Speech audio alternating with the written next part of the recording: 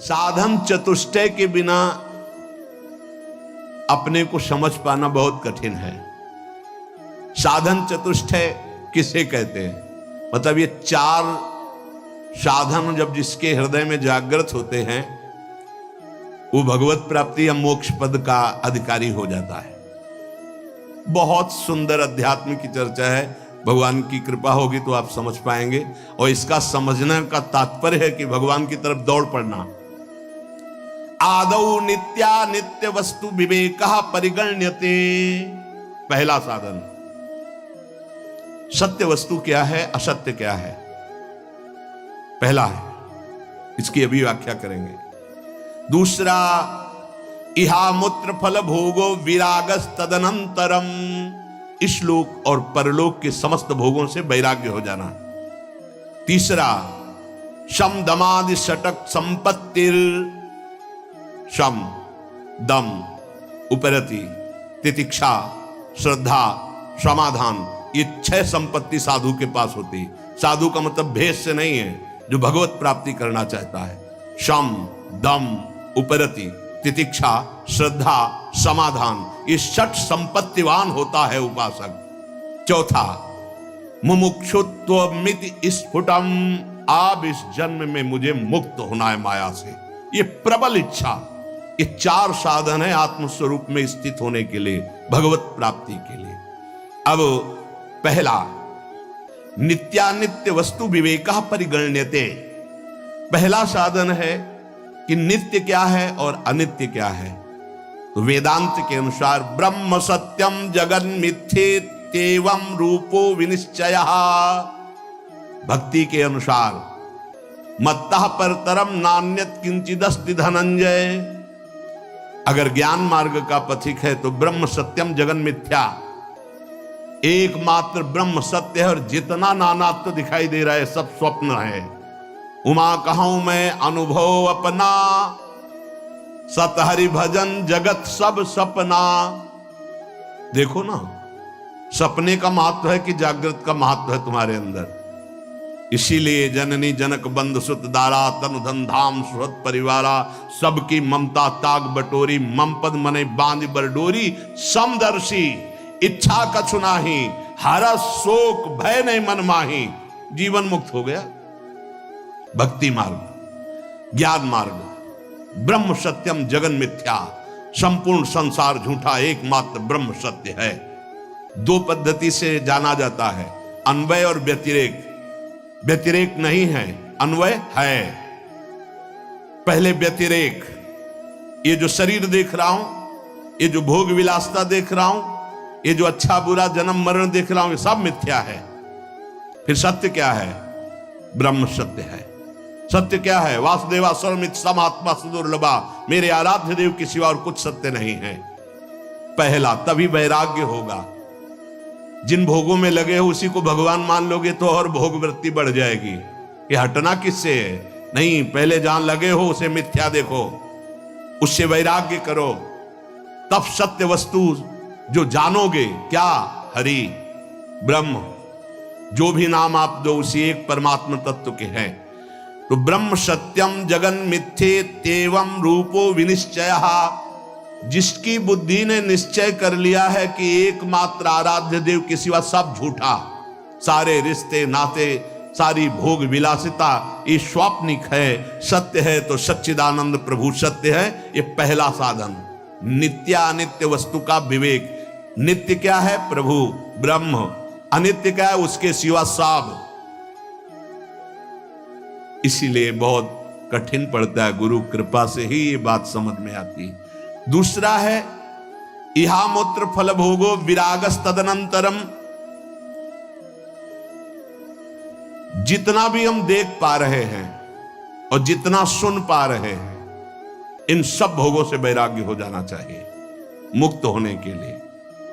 सुने हुए भोग, जैसे शास्त्रों में ऐसा करे तो विमान मिलेगा, अप्सरा मिलेगी, ये मिलेंगे, वो मिलेंगे, इतने यज्ञ करने के बाद इस पद का अधिकारी होगा, इस पद का अधिकारी होगा, 100 अश्वमेध यज्ञ के बाद देवराज इंद्र पद का अधिकारी होगा, ऐसा तप करने से तप लोग जाएगा, ऐसा करने से महार लोग जाएगा, ऐसा होगा तो जन लोग, ये सब वेदों में वर्णन है। ऐसा करने से वो ब्रह्मलोक को जाएगा। आ ब्रह्म स्तंभ पर्यंतम सर्वम मायामयम जगत। जिस उपासक को ये बात समझ में आ गई, इष्ट के सिवा कुछ नहीं, न इस लोक के भोगों में राग, न परलोक के सुने हुए भोगों में राग, उस परम वैरागी को दूसरा साधन प्राप्त हो जाता है, जो दर्शन और श्रवणादि के द्वारा देह से लेकर ब्रह्मलोक पर्यंत संपूर्ण अनित्य भोग पदार्थों का घृणा बुद्धि से त्याग कर चुका है। नारायण स्वामी, ब्रह्मादि के भोग सब विषम लागत ताई, नारायण ब्रज चंद की लगन लगी जाए। समझो कितना कठिन है भोगों का राग। यहां से ही नहीं, यहां से लेकर ब्रह्मलोक तक कोई भी भोग उतरे और तुम्हारा मन चलायमान ना हो, उतरता है, उसे दूसरा नहीं जानता, वही उपासक जानता है जो जिस कोटि का होता है। जैसे आप मृत्यु लोक के भोगों पर विजय प्राप्त कर लिए तो आपके पास अप्सरा आएंगी, आपके पास दैवी आकर्षण आएगा, आपको ऐसा आएगा जैसे स्वप्न में आता है। बैठे बैठे एकांत सेवन कर रहे हैं, आपके सामने वो दृश्य उपस्थित है, चिल्ला पड़े, नहीं प्रियाजू, हे करुणामयी स्वामिनी, ये मेरा मन कहां खत्म दृश्य। आगे बढ़ो, हर लोक का भोग आएगा, हर लोक की आकर्षणकारी वृत्तियां आएंगी। बोले हमारे सामने तो नहीं आती, 100 ग्राम बर्फी में तो मन चलायमान हो गया, तुम्हारे सामने स्वर्ग का भोग आवे है? यहां का साधारण पांच भौतिक शरीर तो तुम्हें गिरा दिया तो तुम्हारे सामने अप्सरा आएगी। भले समझो, यहां लाख 10 लाख करोड़ का आदि तो तुम्हें गिरा दिए तो तुम्हारे पास सिद्धियां आएंगी। समझो, जब इस लोक के किसी भी भोग का आकर्षण उपासक के अंदर नहीं रहता तब दैवी आकर्षण उपस्थित होता है। पूज्यपाद उड़िया बाबा के पास ऐसी देव सुंदरियां स्वर्ण की थालों में विभिन्न प्रकार के खाद्य पदार्थ लेकर, और बाबा मुझे स्वीकार करो, भोग स्वीकार करो, भाग पड़े बाबा। और जब भागे बहुत और अंदर से पुकारा गुरुदेव, तब पीछे मुड़ के देखा कुछ नहीं, दैवी सब। उनको बड़ा आनंद आया कि चलो भयभीत हो गए, कम से कम राग तो नहीं हुआ, आगे बढ़े।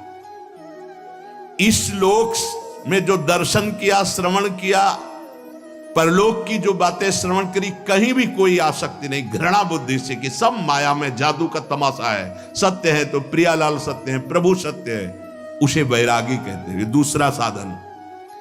तीसरा बहुत जोर की संपत्ति है, यह साधक की संपत्ति है। बोले शम दमादि षटक संपत्ति है। पहला शम, बार बार जो इंद्रियों में विषयों का आकर्षण आता है उसमें दोष दृष्टि होना, कुछ नहीं। कौन सा ऐसा द्वार है जहां से अमृत निकलता है? कौन सा ऐसा भोग है जो हमें परम सुख प्रदान कर सकता है? बार बार दोष दृष्टि, और उसका चित्त विरक्त हो गया, चित्त, और अपने लक्ष्य पे स्थित हो गया है, उसे शम कहते हैं।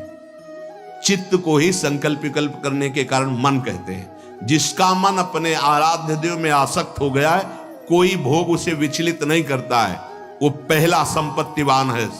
शम रूपी संपत्ति उसको प्राप्त हो चुकी है। दूसरा, विषय येभ्यः परावर्ते स्थापनम स्व स्व गोलके उभये सा इंद्रियाणाम सा दमः परिकीर्तितः। बिना किसी भोग का अवलंबन लिए हुए हर इंद्रिय अपनी अपनी जगह अंतर्मुख, नेत्र खुले हैं पर केवल लक्ष्य दिखाई दे रहा है, कान हैं पर उसे केवल अपने आराध्य देव की बात, मंत्र, नाम सुनाई दे रहा है। हर इंद्रिय अपने गोलकों में स्थित होकर अंतर्मुख हो गई है। अभी हमारी हर इंद्रिय बहिर्मुख है। ज्ञानेंद्रियां और कर्मेंद्रियां दोनों को साधक ने खींच लिया है और खींच करके अपने स्थानों पर स्थित कर दिया है, उसे दम कहलाता है। वो उपासक दम संपत्तिवान है, अपनी 10 इंद्रियों को अधीन कर लिया है। क्यों? क्योंकि शम में ही पहले घृणा हो चुकी है, यहां से लेके ब्रह्मलोक तक के भोगों से दोष दृष्टि हो गई है उसकी। उन भोगों से उसको किंचन मात्र भी सुख की आशा नहीं रही, तो इंद्रियां अपने आप अंतर्मुखी हो गई। वो दम स्थिति को प्राप्त हो। बोले तुम में दम हो तो करके दिखाओ। तो सच्चा दम यह है कि अपनी इंद्रियों को, चाहे ज्ञानेंद्री चाहे कर्मेंद्री, वो भोगों से हटा करके सच्चिदानंद अपने लक्ष्य में स्थित है। वृत्ति का बिल्कुल बाह्य ना होना, किसी भी बाह्य विषय से आकर्षित ना होना, इसी का नाम उपरति है। कई बार चर्चा की है। पहले शम दम उपरति। भोगों की लालसा है पर मैं भोगूंगा नहीं, क्योंकि भगवत प्राप्ति करना इसे त्याग कहते हैं। यहीं से शांति शुरू हो जाती है। त्यागात् शान्तिरनन्तरम्, ये पहला त्याग। दूसरा, भोगों की उपस्थिति होने पर ये भोग सुख देंगे, ये भाव ही खत्म हो चुका है अंदर से, उसे बैरागी कहते हैं। तीसरा, ये भोग है ऐसी वृत्ति ही खत्म हो चुकी, उसका नाम उपरति है। सम दम उपरति। सम अपने चित्त का, अपने मन का आराध्य देव में स्थित हो जाना, कहीं आकर्षित ना होना। दम अपनी 10 इंद्रियों को निज गोलकों में स्थित करके अंतर्मुख कर लेना। उपरति, किंचन मात्र त्रिभुवन में कोई भोग सामग्री भी है ऐसा भान न रह जाना, उसे उपरति कहते हैं। अब तितिक्षा, सहनम सर्व दुखानाम प्रतिकार पूर्वकम चिंता विलाप रहितम सा तितिक्षा निगद्यते। उपासक को जो तितिक्षु है, सहनशील, सबसे बड़ा पहला लक्षण है महात्मा का, चाहे वो गृहस्थ हो चाहे विरक्त हो, भगवत मार्ग के पथिक का। तितिक्षवः, भगवान कपिल देव जी ने कहा।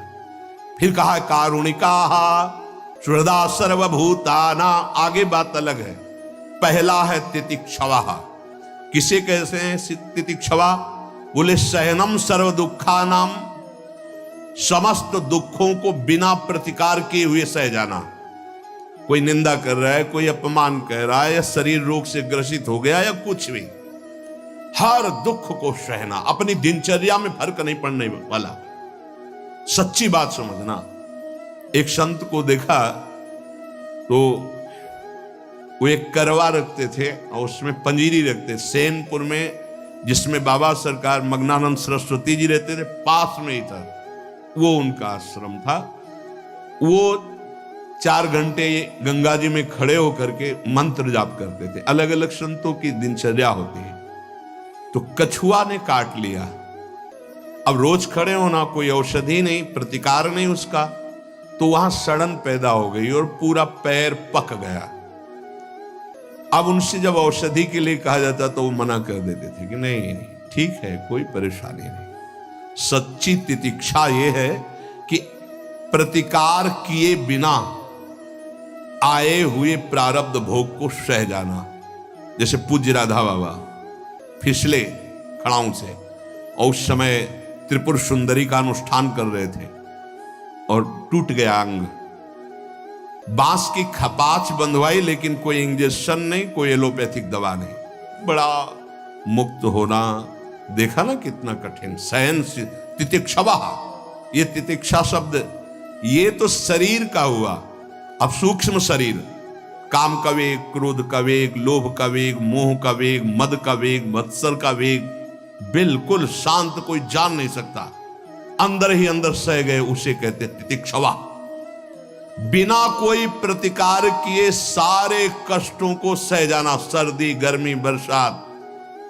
तो सहनम सर्व दुखाना म प्रतिकार पूर्वकम, बिना कोई प्रतिकार के आए हुए हर दुख को सह जाना, ये सहनशीलता है, ये तितिक्षा है।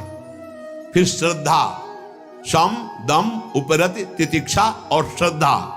जैसा गुरुदेव बोले बिल्कुल वैसा, बिना विचार किए वैसे का वैसा मानना।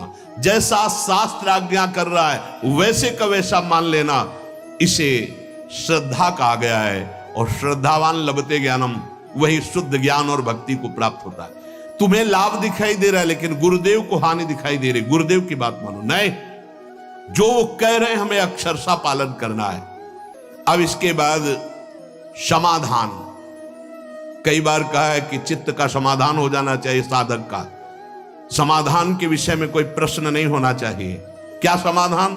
सर्वदा स्थापनम बुद्धे शुद्धे ब्रह्मणि सर्वथा तत्समाधानमित्युक्तम न तो चित्तस्य लालनम। कह रहे हैं चित्त का दुलार करना समाधान नहीं कहलाता। आज ये खा लें, आज वो पी लें, आज ये देख लें, आज वो सुन लें। ए साधक, चित्त न तो चित्त से लालनम, चित्त का दुलार करने के लिए हम सब मार्ग में नहीं आए, विध्वंस करने के लिए आए। मन मांगे आज रबड़ी तो उसे नमक का घोल देना चाहिए।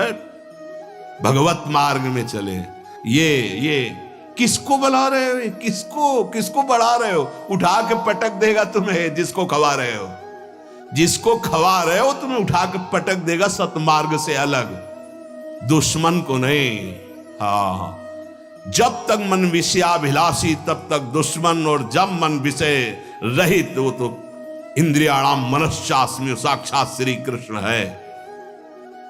इच्छाओं की पूर्ति करने वाले साधक का कभी समाधान नहीं होता, ध्यान रखना। इसीलिए कहे न तो चित्तस्य लालनम।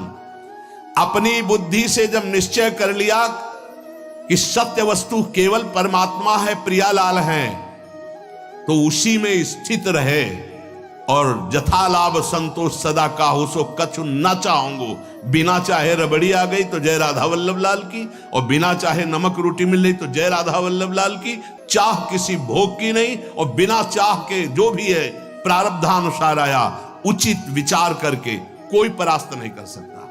आज ऐसी कचौड़ी बननी चाहिए। अब लगे हैं हलवाई, बन रहे, खा रहे, तो बोले ना तो चित्तस्य लालनम, चित्त का समाधान नहीं हो पाएगा, भगवत प्राप्ति में बाधा पड़ जाएगी। जरा विचार करके देखना भाई, कसौटी है ये परमार्थ की। ना तो चित्तस्य लालनम। जब ये बात आती है कि आज हमको ये चाहिए, तो पूर्ति तो हरि गुरु कर देंगे, लेकिन बहुत असंतोष होता है। सच्ची मानो, आपको सिर्फ प्रभु चाहिए, इसके अलावा जा ही न चाहिए कबहू कछु। तुम्हारे मुख से नहीं निकलना चाहिए, मन में भले आ जाए। तुम्हें गंभीर रहना चाहिए। क्या पाओगे आज? कुछ नहीं, कुछ तो आप पाओगे, जो प्रिया जो दे देगी, जूठन वही पालेंगे। इसके सिवा शब्द नहीं निकलना चाहिए। शब्दों में सुधार करो, शब्दों में सुधार करो, वाणी से परिपक्व बनोगे तब मन से परिपक्व हो जाओगे। तुम्हारा मन कह रहा है लेकिन तुम्हें नहीं कहना। आज उत्सव है, आप सब मिलकर बताइए क्या पवाया जाए। ये कुछ नहीं, कुछ तो फिर जो आप दे देंगे श्री जी की जूठन वो पालेंगे। इसके अलावा शब्द नहीं होना चाहिए कि आज इनका जन्मदिन है, आज अमुक चीज बननी चाहिए। ये अमुक चीज श्री जी के लिए बननी चाहिए। आपकी अगर भाषा भी निकले, आज हमें मन करता है कि श्री जी को आज ये पवाया जाए क्या? हाँ, ये श्री जी को पवाया जाए। ये तो बात समझ में आ गई। नहीं, आज अमुक उत्सव है, आज अपने लोग ये पाएंगे। गए आप सब लोग साधन से चले जाओगे। पक्का समझ लीजिए, ये चित्त का लालन करना, दुलार करना, ये बहुत हानिकारक है। ये सब इंद्रियों को फ्री कर देगा। जो हम समेटना चाहते हैं, बिखरी पर्यो मन सिमटत नहीं, इंद्र लीनो जीत सिद्रुदा जी। तो समाधान क्या है? जो गुरुदेव के द्वारा निश्चय किया गया तत्व, श्यामा श्याम, इसके सिवा हमें कुछ नहीं चाहिए। न जीवन, न मृत्यु, न सुख, न दुख, न लाभ, न हानि। जैसी भी परिस्थिति आएगी उसको सबको सहेंगे। बस यही हम कहेंगे कि हमें श्यामा श्याम चाहिए, इसके अलावा कुछ नहीं। आपको क्या पसंद है? राधा नाम नहीं, वैसे ना, ऐसे ना वैसे। आपको क्या चाहिए? श्री जी की दास्ता। आप अकेले रहते हैं? नहीं, श्री जी के साथ रहते हैं। हर उत्तर आपका अध्यात्म से जुड़ा होना चाहिए। नहीं, सुनते हैं व्यवस्था आपकी ठीक नहीं है। हमारी व्यवस्था बहुत जोर की है। श्री जी के सिवा हमें और कोई व्यवस्था नहीं चाहिए। गुरुदेव ने वो व्यवस्था कर दी है, अब हमें और कोई व्यवस्था नहीं चाहिए। उत्तर आपका अध्यात्म साधक के जैसा होना चाहिए। संसारिक उत्तर नहीं होना चाहिए कि बैठ के दुखड़ा रोने लगे कि हमारी ये समस्या, हमारी। साधु की हर समस्या का समाधान साधुता है। जब चित्त का समाधान हो गया तो फिर व्यवधान किसका? प्रॉब्लम उसको है जो शरीर संसार का रागी है, जो भगवत अनुरागी है। ये शब्द ही नहीं उसके जीवन में। समस्या, प्रॉब्लम, ये शब्द ही नहीं। ये वाला चिंतन नहीं रहता। उसका चिंतन हर समय सच्चिदानंद में रहता है। अब कह रहे हैं कि मुमुक्षुता ये आखिरी है संपत्ति। पहला नित्यानित्य वस्तु का विवेक, दूसरा देह से लेकर ब्रह्मलोक तक वैराग्य, तीसरा सम दम उपरति तितिक्षा श्रद्धा समाधान। अब है मुमुक्षुता। ये अहंकार से लेकर देह पर्यंत ये सब अज्ञान कल्पित माया के द्वारा रचा हुआ, ये मैं नहीं हूं, मैं जानना चाहता हूं कि मैं कौन हूं, इसे मुमुक्षुता कहते हैं। मैं मुक्त होना चाहता हूं, मैं अविनाशी हूं तो कैसा हूं, मैं इस विनाशी शरीर में फंस गया हूं, कोई मुझे मिले और मुझे बोध करा दे। वो जो मुमुक्षुता उसके अंदर बढ़ती, उसे मुमुक्षुता कहते हैं। जब ये चार साधन हृदय में जागृत होते हैं तब परिचय प्राप्त होता है शरीरों का। स्थूल शरीर किसे कहते हैं? ये जो आप देख रहे हैं, मज्जा स्थिमेदः पल रक्त चर्म त्यागाभयैर्धातु भिरेभिरन्वितम पदोर्वक्षो भुज पृष्ठमस्तकै रंगैरुपांगैरुपयुक्तमेतत् अहममेति प्रथमित शरीरम मोहास्पदम स्थूलमितिर्यते बुधैः। मज्जा हड्डी, मेदा, मांस, रक्त, चर्म, त्वचा, इन 7 धातुओं से बने हुए इस ढांचे को, इसमें कहीं आप नहीं है। मज्जा, अस्थि, मेद, मांस, रक्त, चर्म, त्वचा, इस 7 धातुओं से बना हुआ यह ढांचा है जिसको मैं लेकर घूम रहे हैं। मैं गोरा, मैं काला, मैं, यही बंधन। ध्यान से सुनो। चरण, जंघा, छाती, भुजा, पीठ, मस्तक, ये अंग उपांगों से युक्त जो ढांचा है, इसमें माया के द्वारा मैं और मेरा भाव स्थित हो चुका है। इसे स्थूल शरीर कहते हैं। जो आप देख रहे हो, ये आकाश, वायु, जल, तेज, पृथ्वी, ये 5 भूतों से बना हुआ है। इसमें मज्जा, अस्थि, मेद, मांस, रक्त, चर्म, त्वचा है। इसमें चरण, जंघा, छाती, भुजा, पीठ, मस्तक आदि अंग उपांग हैं। और इसमें जो अहंकार हो गया कि मैं स्त्री, मैं पुरुष, मैं गोरा, मैं काला, मैं बलवान, मैं जवान, मैं महत्वशाली, मैं अमुक कुल का, यही तुम्हारी दुर्गति का कारण बंधन है। अहंकार स्थूल बिल्कुल अलग है, बिल्कुल एक कपड़ा है, आत्मस्वरूप नहीं है। और इसे हमने आत्मस्वरूप मान रखा है, मैं। इसी से पंच विषयों का भोग करता रहता है अहंकारी। शब्द, स्पर्श, रूप, रस, गंध। ये स्थूल शरीर मूढ़ पुरुषों को बांधे हुए है, ज्ञानियों को नहीं, प्रेमियों को नहीं। थे बचन मिथुन मुख निसरत, सुन सुन देह दशाकिन भूलो। किसी भी मार्ग के पथिक हो, पहले इससे राग अपना हटाना पड़ेगा। बिल्कुल ठसा बैठा है, मैं स्त्री, मैं पुरुष। देख लो, जब तिलक लगाते हो तो शरीर के माथे पे लगाते हो या अपने? देख लो, अपने लगाते हैं। हाँ, यही अहंकार, इसी को भूलना है। एक स्थिति ये भी आती है कि ये सब भूल जाते हैं।